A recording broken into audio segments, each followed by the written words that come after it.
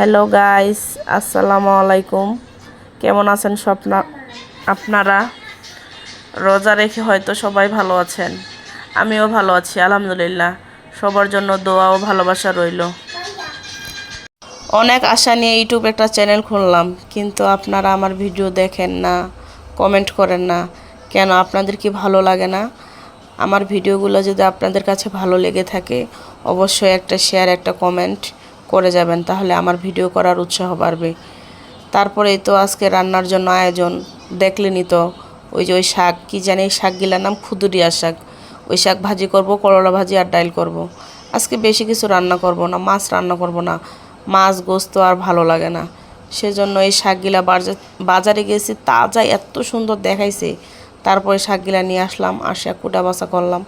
করার পরে তো করলা ভাজি বসাইছি, এক চুলায় করলা ভাজি, আর এক চুলায় হচ্ছে শাক ভাজি করব। রান্নার প্রস্তুতি নিয়ে নিছি, রোজার মাস, তাড়াতাড়ি রান্না কইরা আবার ইফতারি বানাইতে হয়, ছোট বাচ্চা, সব কিছু সামলিয়ে এই তো পারি না। তারপরও না পারার কোনো উপায় নেই। আবার অনেকে করলা ভাজিটা একটু মশমশা রাখে, অনেকে একটু হালকা কাঁচা কাঁচা ভাবটা রাখে, সবুজ সবুজ সিদ্ধ হয় কিন্তু সবুজ সবুজ, আর অনেকে কাঁচা কাঁচা ভাব রাখে।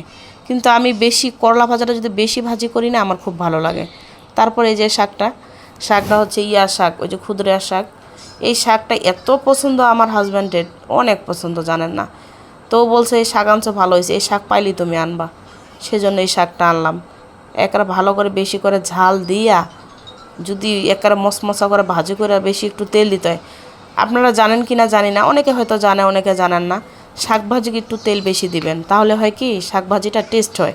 যদি মাছ নাও দেন, আপনারা একটু তেল বেশি দিয়ে, রসুন পেঁয়াজ বেশি দিয়ে আপনারা শাক ভাজিটা করবেন, দেখবেন যে কোনো শাক, শুধু এই শাক না, যে কোনো শাক ভাজি করবেন, দেখবেন অনেক টেস্ট, মানে ওর জানি কীরকম একটা স্বাদই অন্যরকম হয়ে যায় তেল পেঁয়াজ বেশি দিলে।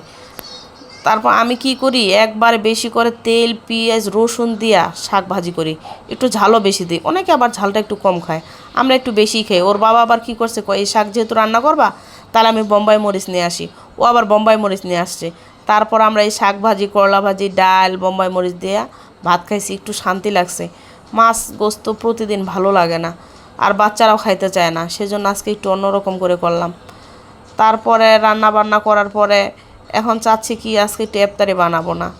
তারপর ভেবে ভেবে চিন্তা করতেছি, একবার ভাবতেছি ইফতারি বানাবো কি বানাবো না। পরে মেয়েরা বললো থাক আজকে বানানো লাগবে না। তারপর বাবা দই আর চিরা দই নিয়ে আসলো, কইটা খাইলে কলিজাটা ঠান্ডা হয়ে যাবে। তারপর তো এই চিরা দইটা খাইলাম। আল্লাহ হাফেজ।